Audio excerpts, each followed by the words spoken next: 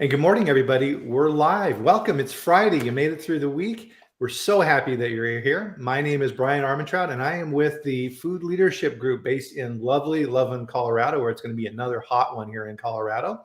And if you're new to this program, this is a live stream that we do every Friday at this time. So 8 a.m. Mountain Time for me, 10 a.m. East Coast, where my guest Rod Wheeler is from. And we talk about all things food safety. So what you'll notice here, if you're new as well, is that this is not a presentation.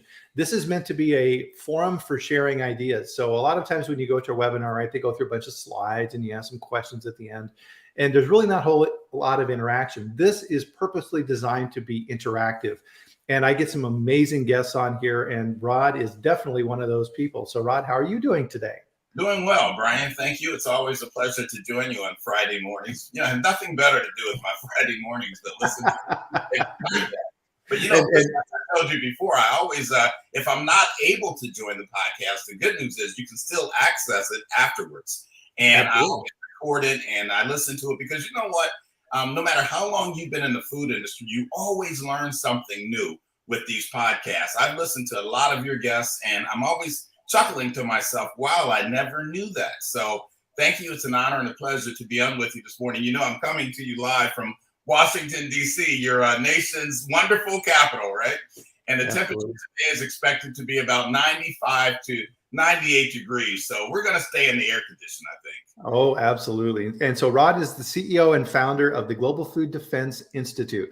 And if you work in the food industry and you're concerned about food defense, and you should be, Rod is the guy to talk to. And on here, we've got your email. And it's cutting off a little bit here, but your website is here. So myfooddefense.com. So that's the best way to reach you if people have questions? That's correct. Yep. Just shoot me an email through the website. You can actually go to the website and take a look at some of the courses that I offer and things of that nature. Yep. Amazing. Yeah. Rod is a great teacher. So if you want to learn more about food defense from forums like this, and one-on-one with Rod is part of what you do in your company, I cannot recommend you more strongly. Thank you. One of the things that you notice, guys, and I love this, right, is we have regulars who join us here on Friday, and I'm super appreciative for people like Tim and Stephanie who are able to join us. So thank you for being here. One of our rituals here on Friday is to let us know where you're at in the world. I'm always absolutely amazed. I mean, we have people from India, Pakistan, Nigeria, England. So Stephanie is in Germany. All over the world, people join us. And of course, it's it can be very late at night. So thank you for joining us. We really appreciate that. One of the rituals, and this is something that I always want to rush to, Rod, because it's something I want to get to the topic right away, but please join us, everyone, for a drink of your favorite beverage with us. And I've got a good customer service story here this morning too, Rod. So the mug I'm using, I've talked about this on the show a few times, is from a company called Ember, and it's a self-heating mug. It's really awesome. And I had a bit of an issue with it. The paint inside was chipping a little bit. So maybe I was too rough when I was washing it or something like that. So I sent them a note and said, hey, am I doing something wrong here? They're like, no, we'll send you a new mug. And I was like, oh, no, I'm not trying to scam you for a free mug. It's like, no, don't worry about it. So bam, FedEx within a few days and brand new mug. So Ember, these guys are awesome. Got to love that. So, this is kind of a first for the food safety chat in that this is a two-parter. So last week we talked about mitigation strategies around food defense. I'm sorry, vulnerability assessment, getting them reversed. And then this week we're talking about mitigation. And about halfway through, internet on my side went out, and we're not quite sure if it was the bad guys that were trying to get us or something like that. It could be, you never know.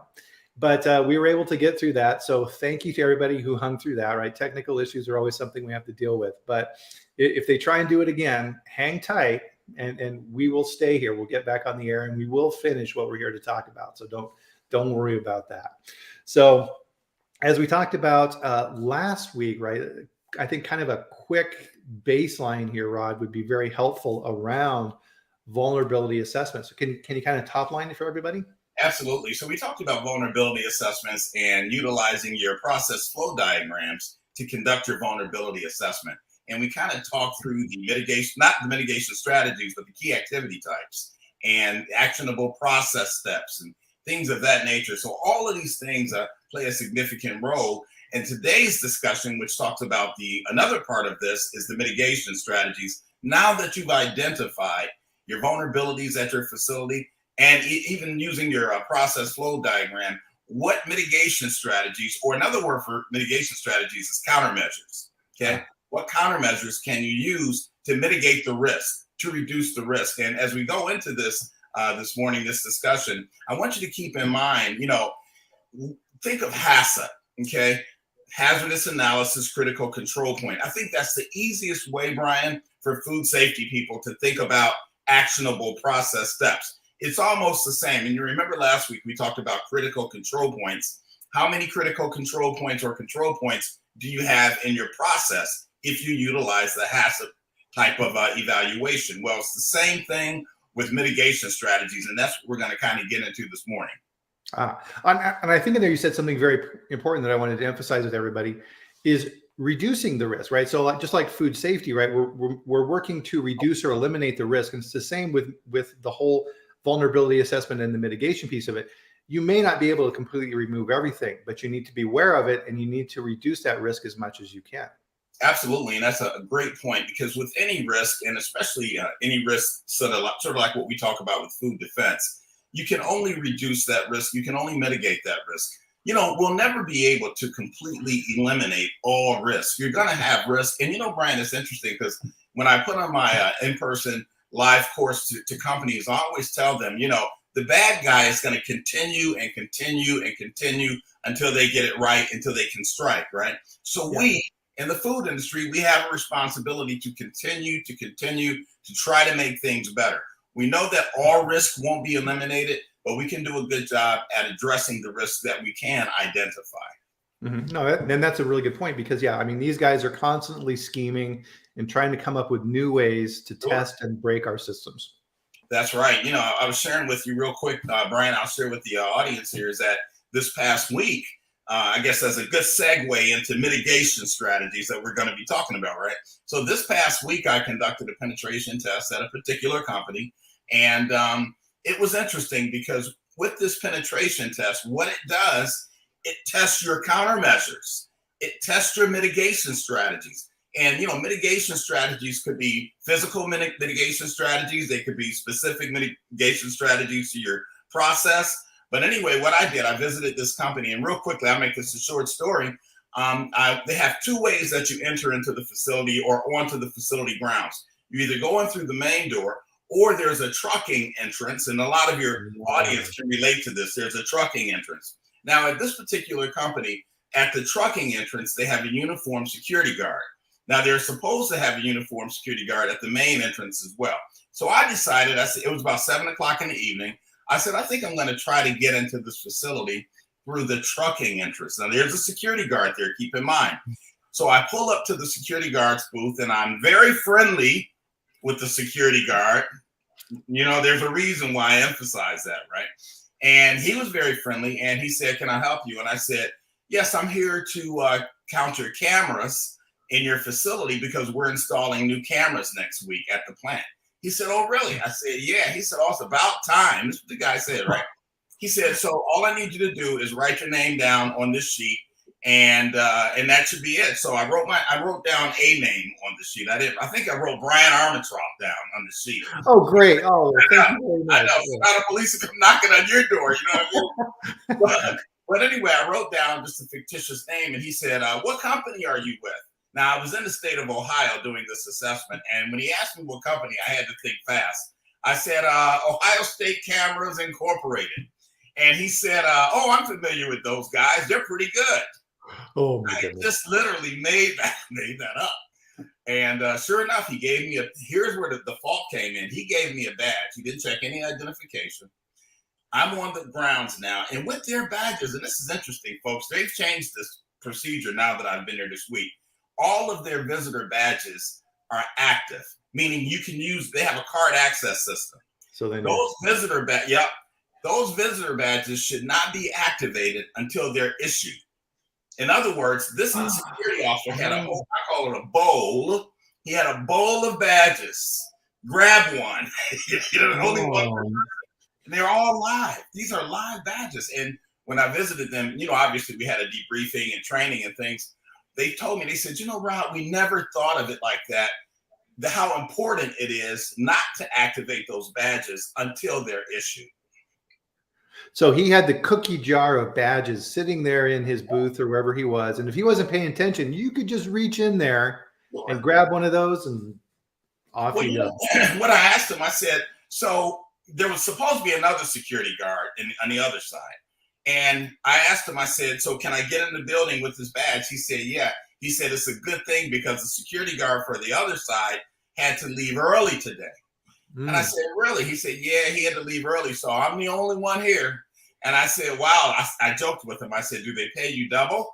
He said, no, they don't. He said, but just use that badge. You can get anywhere you want over at the plant. And sure enough, I did. I went over there and I walked all through the facility, and it was unfortunate, but I mean, that's the whole reason why I was there, to share that with management. So they've got a whole laundry list now of things after my visit that they need to be putting in place. And you know what? Here's the other thing too, Bryan, and I know we don't have a lot of time. They were thinking, and I suspect a lot of folks in our industry think it's going to cost a fortune to ramp up security. But you know what? You'll be surprised. It won't cost you as much as you think. Why? Because a lot of these things are operational issues. For example, I told the company, the management team there, I said, move that cookie jar of badges into a secure location. Well, that ramps up security right there. Secondly, ask for a photo ID from the visitor instead of having the visitor fill out the form his or herself. That's low-hanging fruit, but you can actually ramp up your security significantly like that. And what does that cost? Nothing. Yep, absolutely zero. And you brought up something that we talked about last week as well, is that a lot of times if someone is trying to break into your facility, their cover story is very thin, right? They're like, okay, I'll try and tell them that I'm going to check the cameras, right? The security guard started asking you a question, right? And you're like, right? And you had to really think on your feet fast, right? So that's part of a good process too, is having inquisitive people, right? Looking around, having your head on a swivel. Who's here? Why are you here? What are you doing, right? A lot of times those stories break apart really fast, right? Exactly. And in addition to that, and they have this as part of their laundry list of things to do, when visitors come to your facility to visit, not only should they be required to show photo ID and fill their information out in some type of software, which I recommend, visitor management software versus the old log sheets. That's antiquated software, visitor management software. The price has come way down these days. So there's no excuse like it used to be for not having that software. And you can maintain that database. But the point I was going to make is that the visitor needs to be required to log their vehicle type, make and model, and license plate on that sheet or in the software. That way you have it for future reference in case something happens and you need to get investigators involved. You'll be surprised how much that really, really helps that investigation. Okay. Yeah. So for that type of software, just so that we're clear on that. So I visited a facility recently, one of my clients, and you go there and you put your information in an iPad on the counter, and then it takes your picture for the badge. So then they have a record of who I said I was, my face, and all these type of things too. I don't recall. I don't think they checked my ID though. Okay. So basically, if they didn't check your ID, even though they have your photo, you could have said you was anybody. Yeah. You could have. So they need to verify your ID against your picture. You know what I mean? You still got to check that ID, even though you're taking a snapshot of the individual's face. You know, that's an important point there, is that don't think that systems and programs, just like food safety, right? Just don't think that the program is the answer. People need to be involved too. Absolutely, people need to be involved. And people is actually, what generates that program, which keeps that program going. But you got to have somebody to oversee that program and make sure that it's effective. And I'll tell you, along with the intentional adulteration rule, part of the IA rule is that you do have a process in place to mitigate risk that you could have or experience as a result of visitors and contractors. So having that software really, really helps a lot. And again, and I don't sell the software, so I'm not going to recommend any particular company, but there's a lot of them out there, and the prices have come way, way down on those things. So you might want to check it out. Yeah, that's a good point. I mean, we're to the point now, right, where we have cameras on our doors in our homes. Yeah, right? Absolutely. So, yeah, Kimberly had a good thing here, right, is that gig/temp kitchen workers are a concern. They need to show ID, and they need just-in-time basic food safety training and adequate oversight. Absolutely. What was that again? The first part? So gig and temp kitchen workers, right? So temp workers coming in, who are they? Yeah. Right. Yeah. I mean, you know what? That's another podcast. Hopefully we'll have this fall. And the reason I say that, because I talk a lot about visitors and contractors and temporary workers. I believe that our greatest risk to something happening to our products is going to come from someone on the inside. I really believe that. I mean, obviously, we have to be concerned about terrorism and international terrorists, but on a day-to-day basis, I think your greatest risk is going to come from somebody on the inside that either legitimately is there or giving the false pretense that they're legitimately there.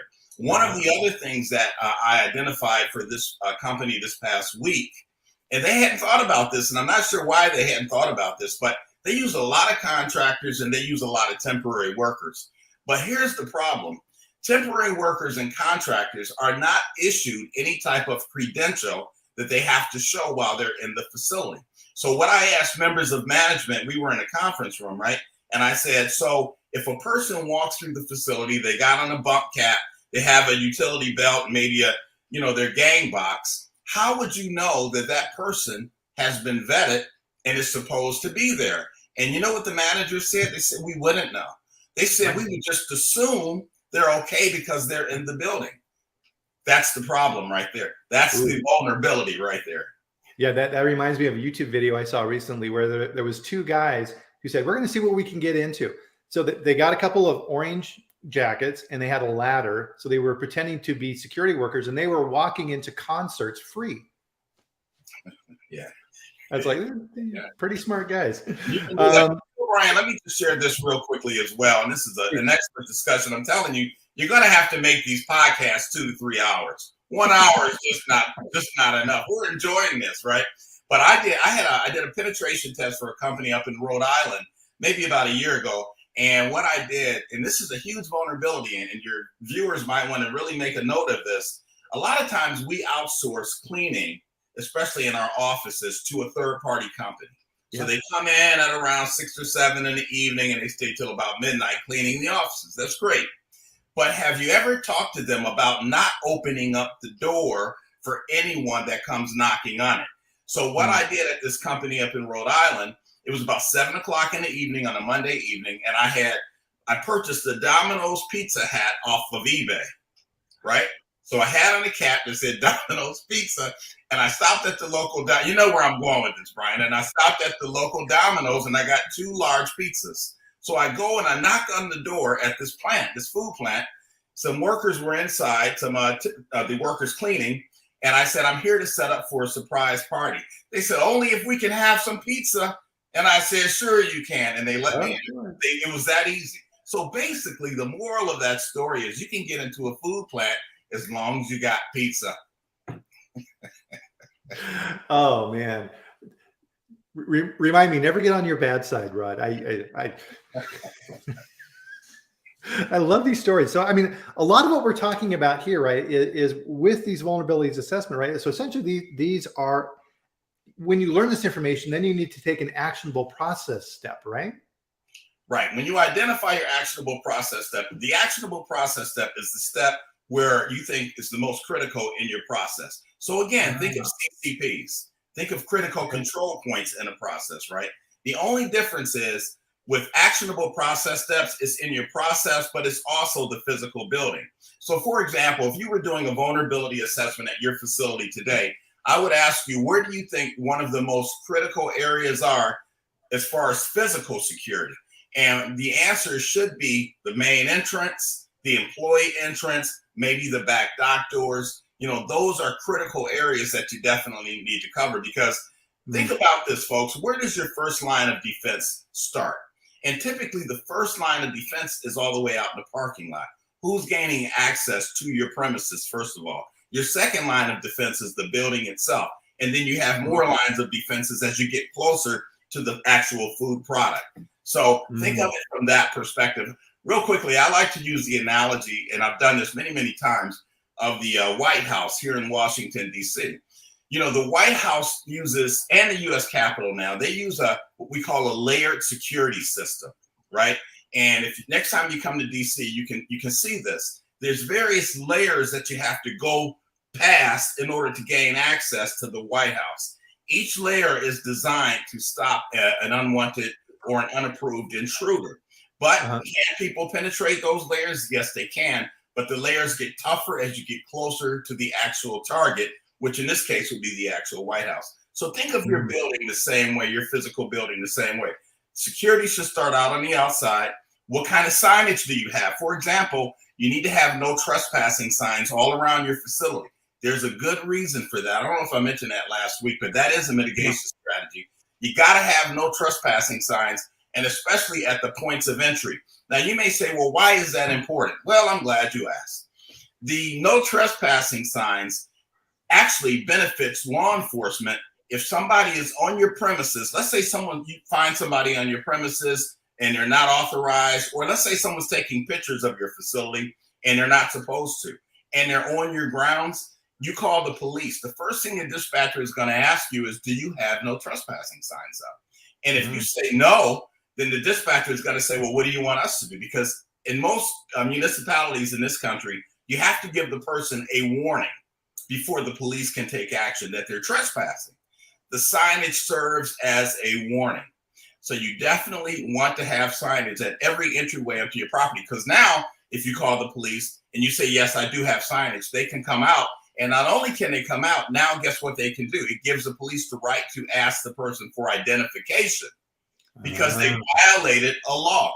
Speaking of which, when you do put up your no trespassing signs, find out what the local ordinance number is for no trespassing in your community. Put that number on the sign. You may say, well, why is that important? The reason that's important is because most no trespassing laws also mean no photo taking, no picture taking. And with that ordinance number, it's clear that anything within this ordinance is considered no trespassing. Beautiful, beautiful. That's why I love having you on. I'm learning new stuff. I always focus on the no photography piece for, FDA and visiting the facility, and hopefully, mitigating that risk of them running around taking pictures of all kinds of stuff, because that just, opens a whole huge can of worms there. But the no trespassing sign I had heard about before, but not the ordinance. That's beautiful. I love that. So let's jump into the mitigation strategy piece of it. So what are the areas of mitigation strategies that FSMA kind of discusses? What are the four main areas there around that? Sure. So you have four key activity types, right? We talked about that last week. And I guess the best way to frame this is like the FDA has the Strategic Mitigation Strategies database. If you just Google the FDA Strategic Database, you'll get a lot of pages if you Google it. Well, it's free, so you don't have to pay for that. Click on one of those, and then what it will do is take you to this Mitigation Strategies database. When you look at the database, you'll see about 8 or 9 tabs, and you select the area that you're looking for mitigation strategies for. Some of those areas may be receiving, it could be transportation, it could be logistics. There's a huge area on product storage, okay? And then there's a huge area on not only storage, but how to watch products that come in, like shipping and receiving. So if you do get a chance, take a look at that strategic database, because what you can do with the FDA Strategic Mitigation Database is use that when you identify these actionable process steps on your process flow diagram. Real quickly, here's a good example. So you have your process flow diagram, right? And what you want to do is, just like you do in HACCP, you want to identify where your critical points are in your process. Now, once you've identified those, you immediately go to the strategic database and you look at that particular area. And what you're going to find is a drop-down list of recommended mitigation strategies. Now, you don't have to use all these things that the FDA recommends. There's a whole long list of them for each category, but you do want to use some of those. Now, I'll give you a little side tip here. If you utilize the FDA's Food Defense Plan Builder, which is free, and it's on the FDA's website, it actually links to the strategic database. So you can literally just click on some of these items and it'll automatically populate in the food defense plan builder. That may be very beneficial for you if you're building your own food defense plan. That way you don't have to go from website to website, because it actually literally links to the database. So that's some good information for you in case you didn't know that. Okay, yeah. So to kind of reflect that back then, so really what FDA has done with this database then is say, here's some best practices you may want to consider for your facility. Absolutely. Best practices, industry best practices, recommendations. Again, I mean, this database has been out now, I guess, about 4 years. And it's really, I got to give the FDA credit, right, for this database. I think they've done a pretty good job. You know, I utilize, when I do vulnerability assessments, I don't use the food defense plan builder, but I use something similar to that. I kind of built my own food defense plan builder because I wanted mine to include a lot of the physical areas of the building, whereby the food defense plan builder doesn't necessarily include a lot of the physical stuff. It's just more focused on the production line. So I wanted to add a little bit more, but what I do utilize is that food defense plan mitigation strategies database, because those are all real good recommendations for mitigating your risk. Awesome. And so I think this is a good point here to kind of segue here relative. We have a question. And again, guys, this is a golden opportunity. Rod is one of the leading experts out there on this subject. So this is a great opportunity to hit him with some questions. So please continue to do that. And I also wanted to point out Renee, and here's my assistant, and is putting in some helpful links here of what Rod is talking about. So thank you very much, Renee. I appreciate that. And also, we're going to be putting this information in our locals group as well. So Renee will put up the link to that. This is a free group where we share information like this, because we're all better when we have these common strategies and we understand these activities. Food industry and food safety, food defensive type topics are something that we all need to assist each other with. So Rod is super helpful in that area. So let's see. So Lance had a question for you, Rod. Do you know of any companies that have had a recent FDA food defense inspection? And if so, what type of feedback did they give? Yeah, I do.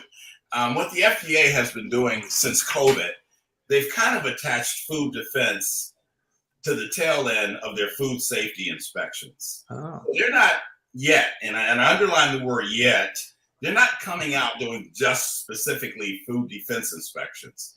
They've kind of added it onto their food safety inspections. Now, a few of my clients have had the FDA inquire about their food defense strategies and their food defense plans and things of that nature. It's been pretty good, I must say, so far. I haven't heard of a whole lot of pushback from the FDA representatives in terms of what they're finding with food defense. There has been some concern about some companies not going or not doing enough when it comes to food defense. But so far, I haven't heard anything really that drastic in terms of measures that the FDA has taken.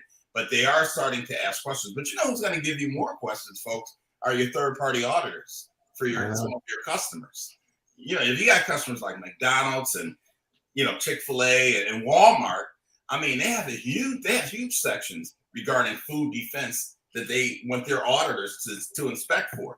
And for good reason they do that. So that may even be more of a driver, if you will, in terms of making us do the things that we need to do. And the other thing, too, while I'm thinking about it, Bryan, don't forget about your packaging suppliers, okay? Don't forget about your packaging suppliers. People oftentimes forget about them when it comes to expectations for security. But do you know, folks, that there's some contaminants that can adhere to a package or package materials, and then once the food item comes in contact with that material, it absorbs into the food item. So the question becomes this: how safe is your packaging supplier? And I would start questioning some of my packaging suppliers to, you know, about food defense and what kind of training have they had and whether or not, you know, they have security measures in place.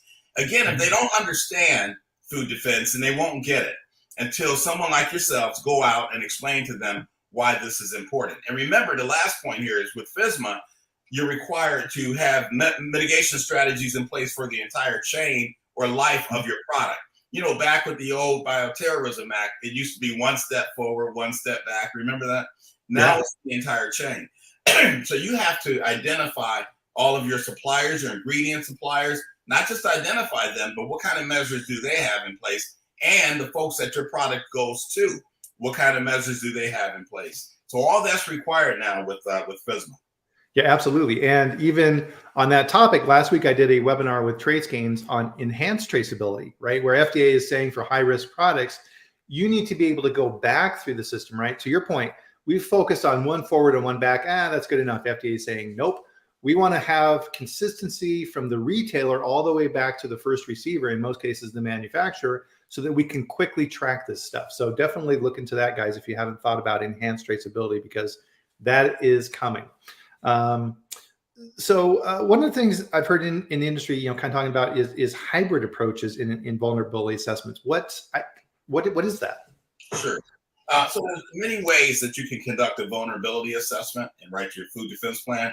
The good news is the FDA doesn't, they don't say that you have to do it one way or the other. They just, the way that you do your vulnerability assessment and your food defense plan, it just needs to make sense more than anything. But they don't mandate what you have to use. So, excuse me, you don't have to use the food defense plan builder that they have. You don't even have to use their mitigation strategies database. But you asked about the hybrid assessment. Now, with the hybrid assessment, what you're doing is you're looking at the key activity types, right? And you're looking at other measures in your plant, and you're kind of combining them together. So that's kind of what the hybrid approach is. So you're kind of doing everything at the same time. It's kind of like just the word hybrid is bringing something together. So you're looking at your existing food defense measures at your facility. You're looking at your key activity types. You're looking at your actionable process steps. And now you're bringing all these things together. And so just so that we're all on the same page here, those key activity types, what are those again? So you have 4 key activity types. You got shipping and receiving, obviously. You got storage. You have secondary ingredient handling, and then you have bulk ingredient handling and storage. And liquid ingredient storage and handling. Yeah, the bulk one, that's something that I bring up, from a food safety perspective when I talk with companies, is, you continually fill these bulk silos, so sugar or things like this, right? You have, who goes in there and checks those things? It doesn't happen very often, right? So if something gets in there. Yeah, not even just checking them, Brian, but, are they secure? Yeah. Are those bulk ingredient tanks, whether it's solid or whether it's a liquid, is it secure? Here's why that's a good question, folks. And I do this a lot with my clients when I teach the 2-day food defense course. Let's say someone were to call your facility today. And this actually happened at a company in Pennsylvania, Brian. Someone were to call your facility today and say, I finally had it with your products. So I put a deadly contaminant in one of your ingredient silos at one of your plants. People will die. Goodbye and good luck. Click. Now, this happened at a company in Pennsylvania a couple of years ago. This company has 18 facilities around the state of Pennsylvania and a couple over in Ohio. Now, if you notice, the caller did not say which facility he did this at. So if you were to receive that call today at let's say your receptionist receives that call, what's the plan? How do you, determine whether or not this is a credible threat? Or do you just hope for the best? Mm-hmm. I mean, this company, when they received that call, the good news is I had worked with them previously, and they had a plan in place to respond to this. The first part of that plan, folks, was this. Every one of their tanks are locked, sealed, and under video surveillance. And they had that in place for about a year prior when I worked with them. That was some of the recommendations that I had, which I would make that same recommendations to all of you all as well.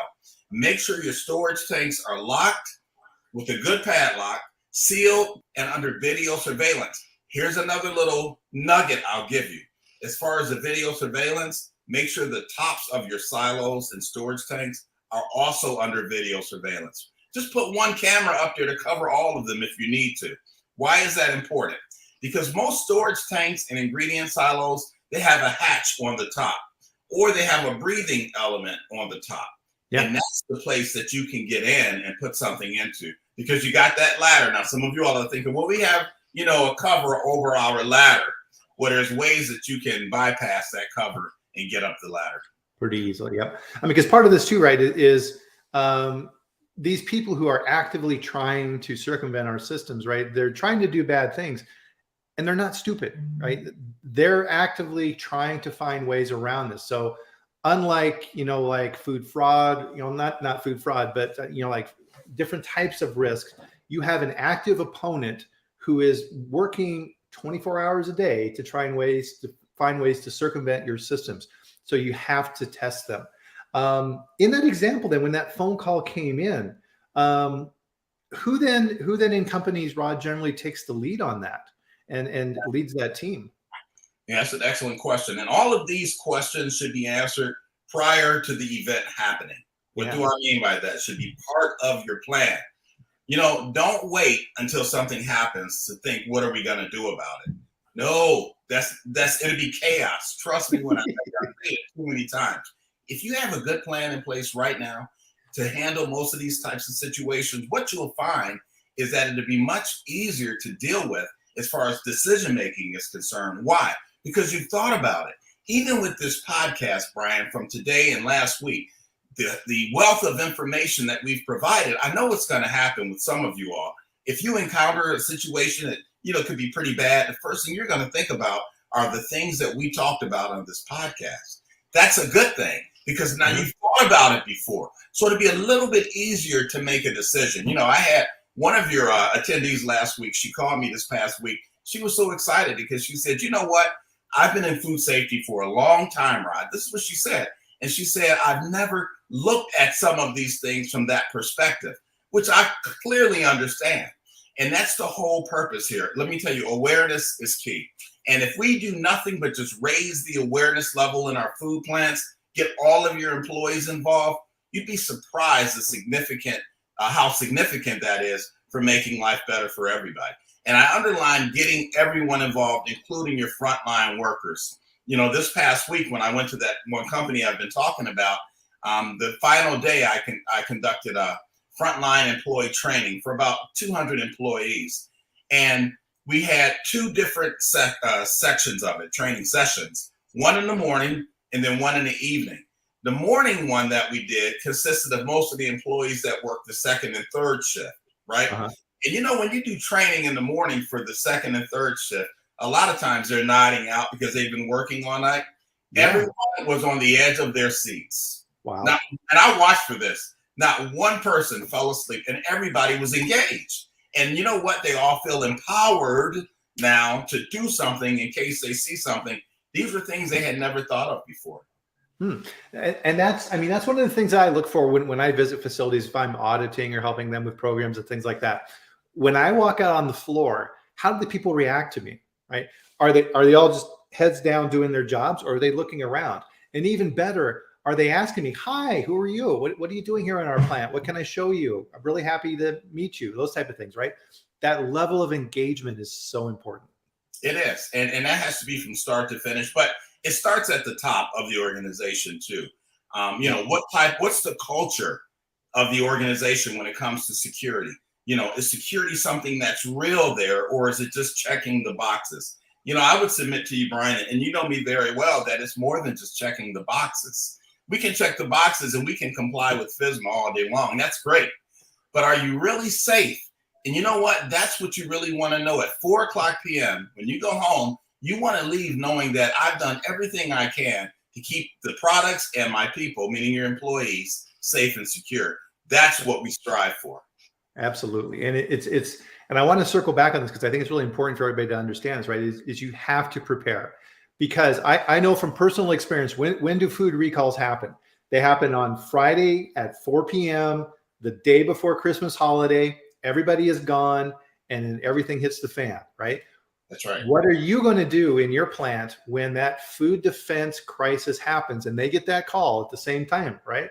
And everybody's gone. How do people react to these situations? And it may just be, right, with that person who received that call, they understand the next step in the chain. Oh, crap, I need to get a hold of who, right? Who needs to know this, right? And are they available? Yeah, I have a part of my 2-day course. We do this workshop in crisis management, right? I've used it for years. It's called the Thanksgiving Day Crisis. And people, every time you go through this workshop, you never forget it because it's so engaging. This incident is very similar to what you just described. but it happens the day before Thanksgiving, right? And you know, here in the United States, the day we celebrate Thanksgiving, we're all eating mounds of food, right? That's the busiest time of the year for food sales, Thanksgiving and Christmas, right? Yeah. So now you got this threat against the food supply the day before Thanksgiving. And we go through 4 modules. I'm not going to give you the whole story here because I want you to take the course, but we go through 4 modules, and each module, it seems like it's getting worse and worse. And one of the modules, you got MSNBC, CNN, Fox News in the lobby, you know, of your company. Oh my God. You know, so now it's getting out. Now you got the news saying people are getting sick. Hospitals are filling up. What do you do as a company? What do you say? You know, how involved are you with local law enforcement? How involved are you with the FDA? Do you even notify your customers to make sure that they've heard about it? So we go through all of these things, and by the end of the workshop, you're pulling out your hair. And I think, right, this people learn by doing, right? It's nice to see information in a PowerPoint, but until you actually experience it and you go through scenarios and you train, it doesn't really sink in, right? So, and I think that's where it's super valuable, Rod, where you actually go out, right? It's 1,000% different to say, hey, Rod, can you look at our food defense plan and see what you think, versus, hey, Rod, can you come out and test our food defense system, right? That's when the rubber hits the road. Yeah, yeah. It makes all the difference in the world. You know, the other thing too, which I think is really interesting with that workshop that I do, you're in small groups, maybe of 8 to 10 people. You got 4 different groups, depending upon how many people are there. Well, one of the requirements is that everybody in the group must agree as to the steps that you're going to make or take. That's another crisis because everybody won't agree. It's just not going to happen. But you all work for the same company. But what happens is, and this is so interesting because this is reality, Brian, you got people with differing opinions, differing ideas. But here's the bottom line. Isn't it best to talk about these things now in a workshop versus the day that it happens and then you're really going crazy? You know what I mean? So I really would encourage everybody to try to think about attending something like that because it can really make a difference. Yep, absolutely. One of the things that I would always train my quality managers is, if you're writing documentation that just tells people what to do when things go right, that's a huge mistake, because the more important piece is, what do you do when things go wrong? That's right. Right. And you don't want people just going, and shrugging their shoulders and moving on. That's a huge, huge mistake. Jocelyn asked a very sharp question here. Thank you, Jocelyn. So she wants to know, where can we find current food defense case studies? I like that question. Yeah. You know, there's not a lot that's been published pertaining to food defense case studies. Now, the FDA has some information on their website in terms of examples, if you will. They don't necessarily say that these things has happened, but they do provide some examples of what can happen. And I think, Jocelyn, there's a good reason why you don't want to publish a lot of case studies. The reason is because, you know what it tends to do? Gives other people ideas. And you kind of want to stay away from that. So I think they limit how much information. You know, the FDA has an Office of Criminal Investigation. And those guys, they get a number of cases a year, maybe about 1,100, last I heard, a year, of tampering issues. They're not all major tampering issues. They could be smaller in nature, but they don't publish a list of all these issues, which makes sense because what it's going to do is give someone else ideas. So you want to be a little careful about that. You know, the stories that I tell in my courses and things like that, and like here, they're pretty generic, in my opinion. I never mention a company's name. Rarely do I mention the type of product, just a company. But interestingly enough, with the amount of stories from real life experiences that I have, I don't share all of those stories with frontline workers. Yeah. Stories, believe it or not, I pick and choose for frontline workers versus senior leadership. Because the reality is, and I know this, you don't want to give some people ideas. So certain stories I won't share with frontline workers. So very smart. So An had a question here as well. Is food defense test / challenge a requirement in the intentional adulteration role, or GFSI requirement, or is it optional? No, It is a requirement. Well, what's required is that you monitor your mitigation strategies, and you want to make sure that they are working. So conducting a penetration test is one way to monitor it. Now, there's other things you can do too. A lot of companies use like a mini vulnerability assessment once a quarter, and they just go out and check certain things. So there's many ways that you can do it, but monitoring and then obviously corrective action are requirements of the intentional adulteration rule. Yep, absolutely. And keep these questions coming, guys. This is a golden opportunity to ask Rod these questions. So Austin made an observation here. So this is something that we've talked about in the past, Rod. So I'd be kind of curious on this, on your take on this too. So what he's saying here is this is back to the idea of having the equivalent of a national transportation safety board for the food industry, so we can learn from past mistakes. And so this is something that kind of confuses me, right? Is so if we have an airline crash, right? NTSB goes out, does this huge investigation, and then we get a report back on what happened. So the example I used, right, is when Kobe Bryant's helicopter went down, right? We all got a report after the fact saying it was a combination of weather and pilot error and these type of things. And here's what we've done to fix that in the future. There's really no equivalent of that in the food industry, right? So, and I think that definitely applies to what we're talking about here as well, right? Is learning from the mistakes of others. Yeah, you're right. There's no equivalency to the National Transportation Safety Board. However, the FDA, I mean, they do have their Office of Criminal Investigation. They do keep a pretty good listing of things that happen. Obviously, they have to do that, a database, I should say. They don't publish it too often. And right now, I can't think of a group such as the NTSA that specifically focuses on the food industry. So I think you're right. Other than the FDA or the USDA, obviously on that side, but other than that, that's about it. We don't have a safety board that goes out and conduct investigations, and there's probably good reason for that, but I just don't know what it is. Yeah, I mean, yeah. So right now there's recalls going on with an ice cream company in Florida, Big Olaf, right? Yeah. So, and you look at that, and the information is starting to come out on the extent of the contamination and the resistance of the company CEO to recall. And it's just like, oh, geez, this is Bluebell all over again. It's like, why can't we learn these lessons, right? So it's like, rah, rah, rah. There's got to be a better way. Mario has a question here. Who is going to, oh, I think there might have been an autocorrector, so I'm not quite sure, Mario, what you're getting to here, but let me see if I can interpret. Who is going to excel your food defense plan in plants? Hearing from Rod, the fewer the better.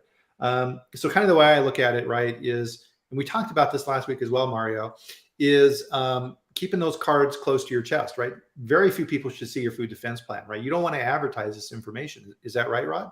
You're absolutely correct, Bryan and Mario. The fewer, the better. Just like you said, Mario. And the reason is because, remember, your food defense plan contains a lot of specific critical information about your processes and about how you operate your facility. You don't want that information to get out. You also, Mario, don't want your vulnerability assessment information to get out. You know, years ago, and I'm dating myself here, back in maybe about 15 years ago, when we used to do vulnerability assessments, we used to tell companies to make that a part of your food defense plan. Well, see, I changed that myself because a lot of my clients found that that's not a good idea. And I agree with them, because here's what was happening, Mario. The FDA would come out, or a third-party auditor would come out, and you know what they would do? They would go straight to your vulnerability assessment, and they would ding you for what you've identified and what you have not, whatever corrective actions you have done. So when you get to thinking about it, I mean, is that a good thing to do, is to show folks that? No, the answer is no. So what I do now at the Global Food Defense Institute, when I do a vulnerability assessment, and I don't have a sample here to show you, but I issue a certificate of vulnerability assessment completion with the number, the CFA number on it, that's requirement, the rule number, and the company gets that. So now when their customers ask, have you done a vulnerability assessment? They say yes. They can send them a copy of the certificate, not the vulnerability assessment. That's rule number one. You definitely don't want to share your results. That's proprietary. The results of your vulnerability assessment, nobody should see that. I would hope the FDA would not ask to see that, but that's why your food defense plan should be separate from your vulnerability assessment. Yeah, absolutely. Yeah. So, I mean, really, if the person asking that question, they may just be testing you to see if you give the right answer, and the right answer should be, we do not share that. Exactly. And even your food defense plan. I mean, look, if somebody is adamant about seeing your food defense plan and there's a need for them to see it and you want them to see it, then they need to look at it at your facility, not take pictures of it, not make copies of it. You don't, that's proprietary. I like to consider that, a highly proprietary directive or a highly proprietary document. And so you don't ever want anybody to take a copy of that. Yep, absolutely. So great questions, guys. Keep these coming. So Sarah asked here, if we have a warehouse inside the security gate and we have cameras, do all the warehouse doors need to be locked from the outside? It just depends, Sarah. I would need to see it to tell you if they all need to be locked from the outside, because remember, cameras won't stop anyone. Cameras are good, but cameras are after the fact, if you think about it. Unless you have someone monitoring those cameras 24/7, which a lot of times we don't, Brian, because it's too costly. Yeah. But cameras are after the fact. If there's a need for those doors to be unlocked, then maybe you have to do it. But if there's not a need for those doors to be unlocked, then my recommendation is that you keep those doors locked.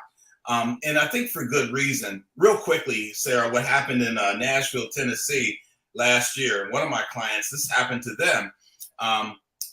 Where the plant is located in Nashville, across the street from where the plant is located is one of these community rehabilitation centers for ex-offenders.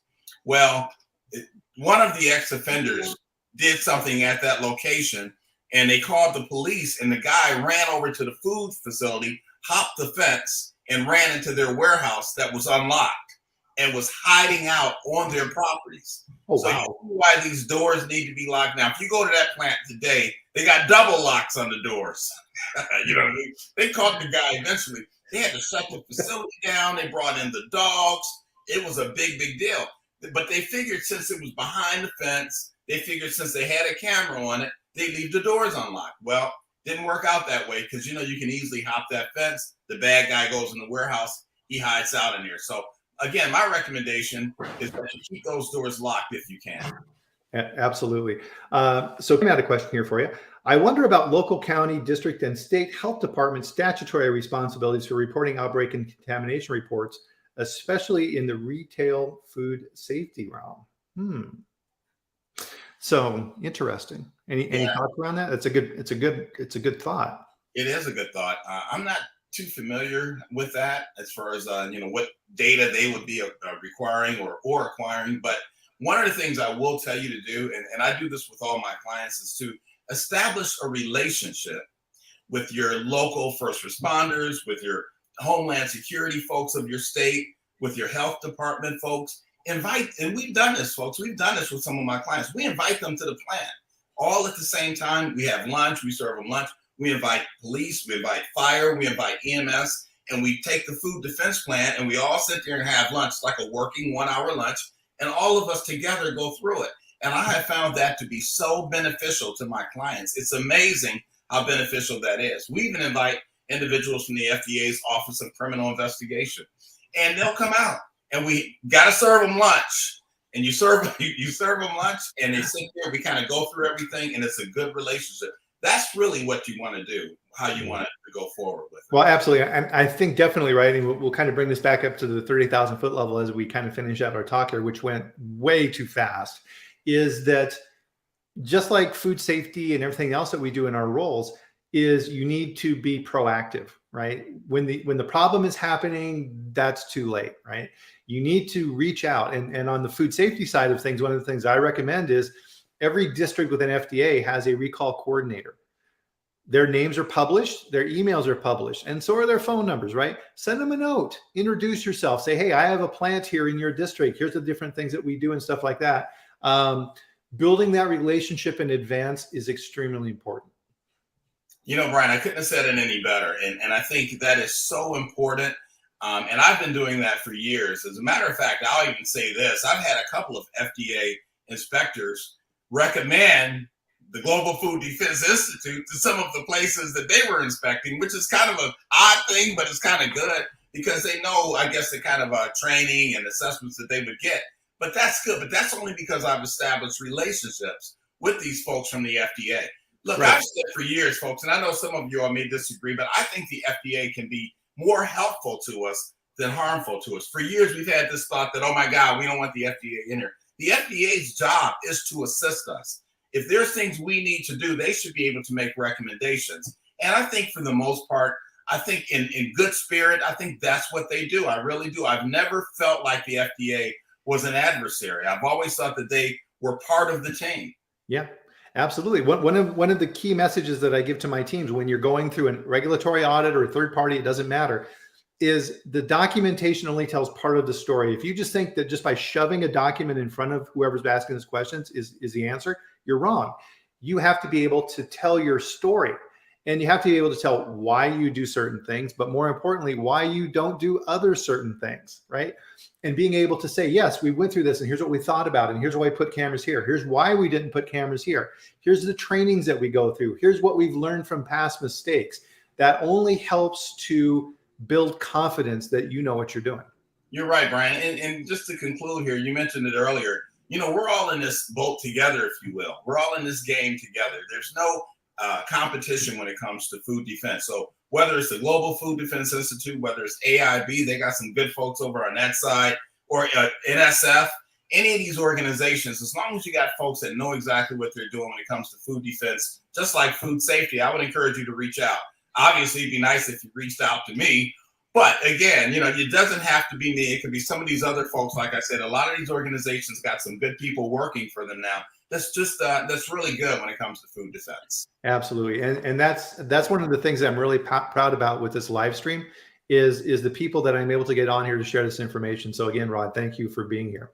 Well, thank you, Bryan. It's really an honor to be here. And again, I watch you every Friday. I'm going to make sure I tune in next Friday. I don't know who do you got on next Friday. Next Friday is I asked you too quick.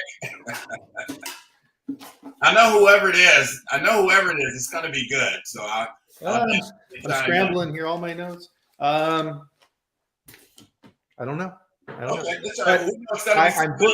I'm booked out through September. So that's a good thing. I'm getting ahead of the curve. So we'll throw in one last question here from Sebastian. Sebastian's a regular here, and thank you for being here, Sebastian.